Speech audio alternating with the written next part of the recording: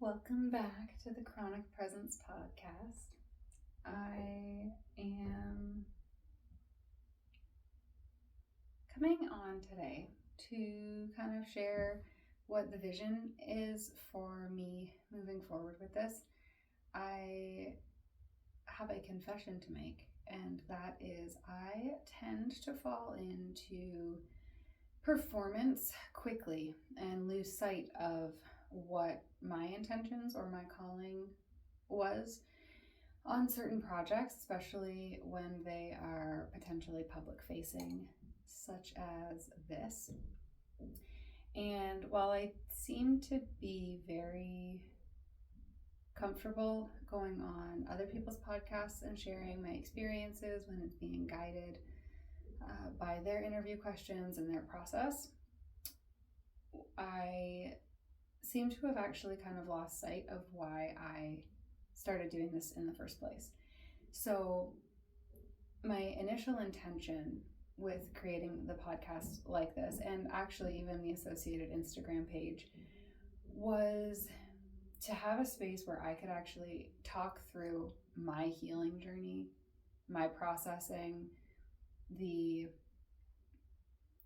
messages or kind of prophetic teachings that were coming to me from God in my prayer time, in my own journaling, in my own therapy processes, in my own business growth. And when I started all of this in the beginning of 2026, so 6 months ago, with the Instagram page and the podcast, it really was supposed to be a place where I just shared in a very authentic way what I am experiencing, what I'm learning, how I'm growing, and like in real time, because I don't want to just show up at the end of a lesson and talk about what it was. I actually think it's important for us to witness all the messy parts, all the confusing parts, the contradictions, the paradoxes, the opposite truths that come to be. And instead of waiting until everything was in this nice little bundle with a bow on top to share it, I really did want this to be a place where, I don't know, just talk through shit as it happens. And very, very quickly, I kind of lost track of that. I told a bit of my story. I shared some practices that I really like doing, but I became quite inconsistent with recording and posting when I fell into the trap of performance. And even just to speak to that, I think is an improvement, because it's me talking to the process, talking to the challenges, to the roadblocks, and the parts within myself that fall into old habits or old patterns or familiar ways of being. So I was journaling yesterday, and it was a really interesting process for me because if you've watched the first couple episodes, you know that I have some autoimmune conditions and symptoms that I move around with. Like, they come and they go, they get worse, they get better. It fluctuates a lot. My energy around it fluctuates a lot. I fluctuate a lot. And I wish I had my journal in front of me, because I would actually just read it verbatim. And I think in future episodes, I'm going to do that. I'm going to verbatim read things that come through in my journaling practice. But as I was writing, I was not initially writing anything about the autoimmune condition. I was talking about my own perfectionism tendencies and the fear that kind of exists on a cellular level sometimes. And I do mean sometimes, because there's periods where it is gone, and there are periods where it shows back up. And as I was writing, what came to me is that my entire life I've held these opposing, paradoxical, yet complementary views and opinions of myself and of the world. And one side of that is that I am fully responsible for my own experience. Truth, right? The other side to that coin is that the environment that we are in influences us. Truth. And yet, how can I allow both of those truths to exist at the same time when, in my perception, they are opposing? And so I developed from early on this idea that the only way for me to be safe was for me to be absolutely, unequivocally unaffected by any of the environment around me. And what I actually wrote was, I have to be immune to the entire world. And that phrase, when I wrote it down, clicked something into place for me, where I realized that my obsession with being so fully responsible for my own experience had actually created a state of being within my mind and my body that told my system it has to fight everything. That the need to be immune to the world around me instead of in a symbiotic relationship with that world created such a state that everything around me is a threat. So rather than relational connection, everything within me was screaming threat, threat, threat, threat, threat.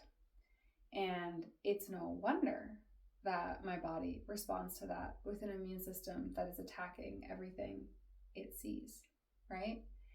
So as I sat with this, and I'm still processing it, I don't actually know exactly where I'm landing on all of it. But what I do know is that I am fully responsible for my own experience, and the environment that I'm in, the world that I'm participating in, the people I'm surrounding myself also have an impact on me. And part of being fully responsible for my own experience is to actually honestly, genuinely acknowledge what those external impacts look like, and taking responsibility for the choices that I make in terms of my engagement with that environment, my choosing to stay or leave that environment, and how I want to learn and grow from each of those experiences.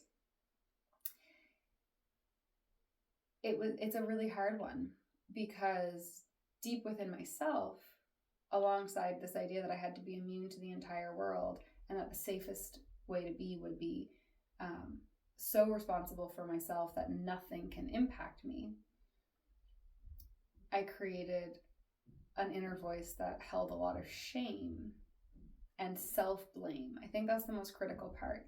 That's actually the journal prompt that started this, was the fact that I was blaming myself for some things that had nothing to do with me.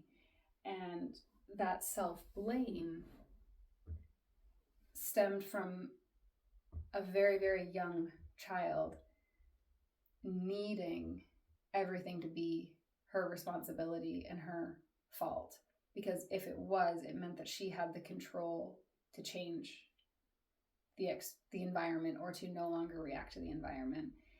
And I developed in this moment like almost an instantaneous understanding of how this story of I need to be immune to the world around me created a consistent fight or flight, that everything around me is a threat, and that symbiotic relationships can't exist. And I found that really interesting, to be honest. I want to sit with that a lot more. I think there's a lot there for me to learn. And when that realization came to me, I also thought of the people around me who I know that have autoimmune conditions or similar kinds of struggles. And I think when I look at their patterns and my patterns, it's extremely similar. And that's why I want this podcast to be something that is very real and very raw and very in the moment. The name of it is literally chronic presence. It's about the presence that we experience when we go through honest life as human beings. Because if that's an understanding that I come to, I know it's an understanding that's going to resonate with other people somewhere. Not everyone, but for the people that lands with, I know there will be something that is like an aha moment or a click that happens that can impact the way that you start interacting with the world and yourself. And that's what I want, because I'm not the only person going through life. And I just wanted this to be something that I talk about unfiltered, unedited, imperfect, whether or not it ever actually reaches any population of the world. You know, I think there's 50 or 60 followers on the YouTube channel right now, and if it never goes beyond that, I want to know that I show up consistently and authentically and honestly for myself, for my own growth, for dismantling that belief that I have to be immune to the world and that everything outside of me is a threat, and to move into the version of myself that lives in symbiotic relationship with everything around me without trying to deny or belittle the impact of those relationships and without trying to be immune to them. Like, what does it even feel like to be in full connection and relationship with every aspect of the world around you instead of to be fighting it and trying to remain immune and unaffected by it? I just think that there's so much grace and movement and flow that's available in a world where we're not all fighting ourselves and each other, internally or externally, right? And so my promise to myself moving forward is, this is a space where I get to show up and share my process, my journey, my experience, hopefully in a way that can help and inspire or guide others, but without it being performative, and really just doing it as I'm doing it now. So thank you for those of you who listened. We'll check back in with some other wild journaling prompts, I suppose.